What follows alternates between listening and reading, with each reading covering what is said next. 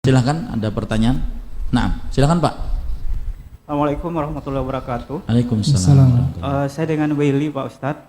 Ya. Saya sedikit ingin sharing. Pertama-tama subhanallah, pertanyaan saya sudah terjawab ketika saya bertanya kenapa ya di dalam Al-Quran itu selalu didahulukan pendengaran dan daripada penglihatan. Ya.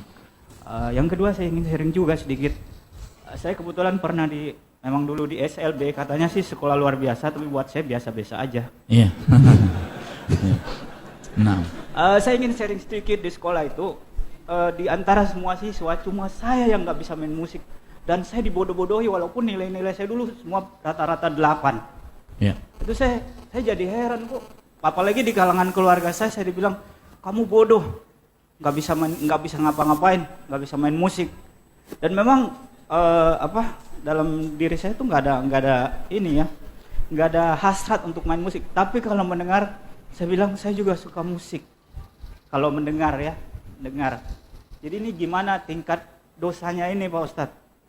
Ya. Tingkat dosanya yang bagus, Pak. Saya juga mau bertanya. Kita tahu bahwa di kalangan penyandang tunanetra itu musik merupakan lahan favorit ya. Iya. Sementara di satu sisi dalam surah Abasa itu kan tamsil yang ditampilkan juga itu tunanetra. Saya mau katakan begini, di satu sisi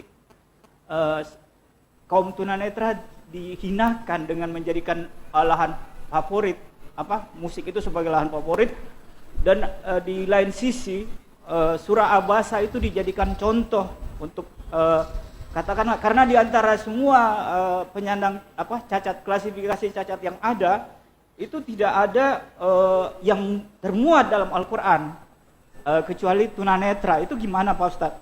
Nah, sangat-sangat kontradiksi dengan, karena sekarang Pak Ustadz tahu ada 3 hal yang favorit di tunanetra itu. Pertama, ngemis, kedua ngamen, dan itu identik dengan musik, dan ketiga pijat. Nah ini gimana?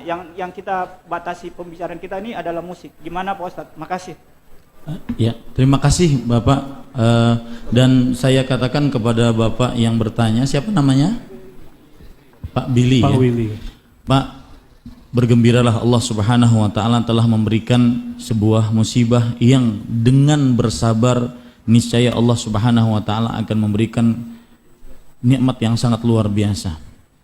Coba perhatikan hadis yang akan saya bacakan sekarang. Hadis diriwayatkan oleh Imam Tirmidzi dari Abu Hurairah radhiyallahu anhu, Rasul sallallahu alaihi wasallam bersabda, dan ini membantah tadi yang mengatakan bahwasanya orang buta kerjaannya cuma, atau orang tunanetra kerjaannya cuma ngamen atau mijit atau yang lainnya. Maka ternyata di sana ada nikmat yang sangat luar biasa asalkan bersabar kepada Allah Subhanahu wa taala. Allah Subhanahu wa taala berfirman dalam hadis qudsi, "Man adhabtu habibataihi fasabara wahtasaba lam arda lahu thawaban dunal jannah." Barang siapa yang aku ambil kedua hal yang sangat dia cintai, yaitu matanya, lalu dia bersabar dan berharap pahala dari Allah Subhanahu wa taala, aku tidak ridha untuknya kecuali surga Allah Subhanahu wa taala. Maka kepada kawan-kawan yang juga semisal dengan Bapak Billy, bersabarlah dan terus berharap pahala dari Allah Subhanahu wa taala. Wallahi terkadang mata